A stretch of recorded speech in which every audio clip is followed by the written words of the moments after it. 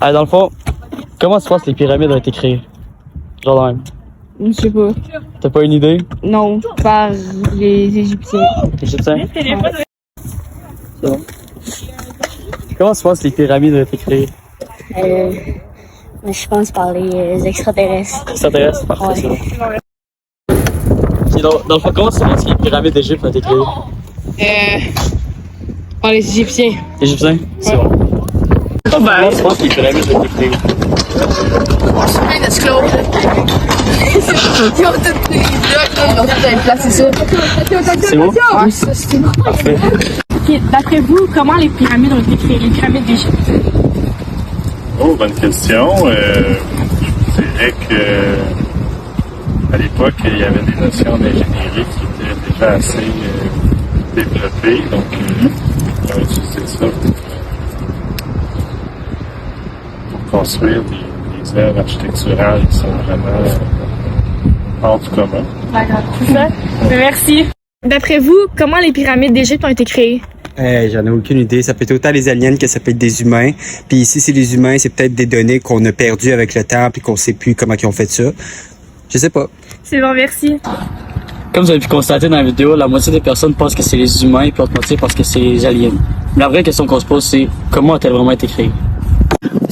Cette capsule vidéo va vous aider à découvrir les matériaux utilisés pour la construction des pyramides, ainsi que les manières de les transporter et le déroulement de la construction de celles-ci. Passons maintenant au transport des matériaux. Certaines théories mènent à nous faire croire que ce sont les traîneaux à halage en bois qui les transportaient, car ça pouvait lever des très grosses charges. Le transport fluvial était aussi très utilisé, mais qu'est-ce que le transport fluvial? Pour le transport des matériaux sur le fleuve, souvent situé sur les ports ou bord des temples. Cette façon était aussi utilisée pour les lourdes charges. Plusieurs types de rampes existaient pour placer des blocs. Nous allons en parler seulement de 3 plus précisément. Mention spéciale à ces rampes utilisées: rampe latérale avec extension, rampe engagée, double rampe frontale et rampe latérale. Revenons aux rampes que nous allons vous expliquer leur fonctionnement. Rampe frontale perpendiculaire. Utilisée pour des charges de poids moyens, le système était basé sur la pose du bloc sur un traîneau qui était tiré vers la rampe. Rampe hélicoïdale. Rampe de briques crue parallèle face à la pyramide permettant de tirer des blocs en étage. Rampe latérale. Cette rampe n'est pas compliquée. Elle s'utilise en colimaçon. Finalement, pour les types de transport, parlons des élévateurs. C'est un moyen de disposition des blocs pouvant lever des très grandes dimensions et tracter 30 tonnes le long de la paroi. Cet outil était énormément utilisé auparavant. Certaines théories disent qu'un bloc pouvait être hissé en moins de 10 secondes. Wow.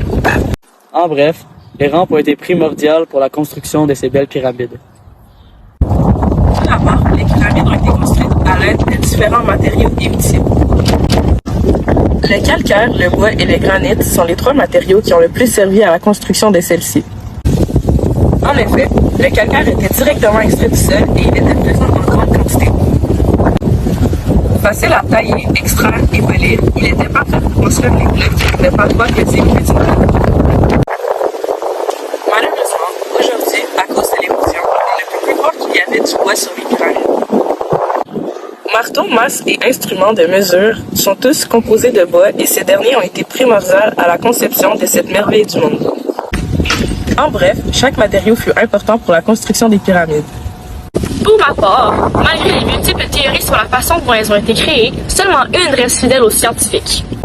En effet, ces constructions pyramidales sont parfaitement alignées grâce à l'observation astronomique. De plus, avec le chaussée, la voie menant vers la pyramide se faisait traîner des blocs de pierre en traîneaux de bois par plus de 10 hommes le long de la pyramide. De fait, comme vous vous en doutez, il y avait des contraintes physiques et matérielles. Par exemple, les blocs étaient inégaux et lourds et faits de différentes matières. Il y avait des roches de calcaire parfaitement bien taillées, mais de différentes hauteurs sur les étages de la pyramide.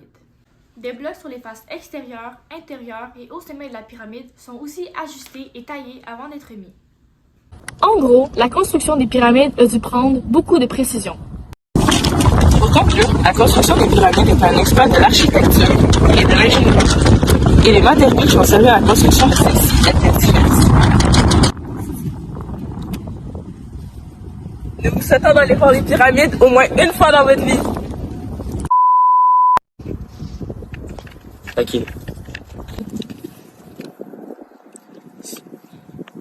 Je t'en ralentis. Ok. Ils sont maintenant en matériaux des transports. Voilà. C'est bientôt fini de laisser un finalement. Ah oui, il ressemble un peu à Kobolade avec ses lunettes. Pourquoi?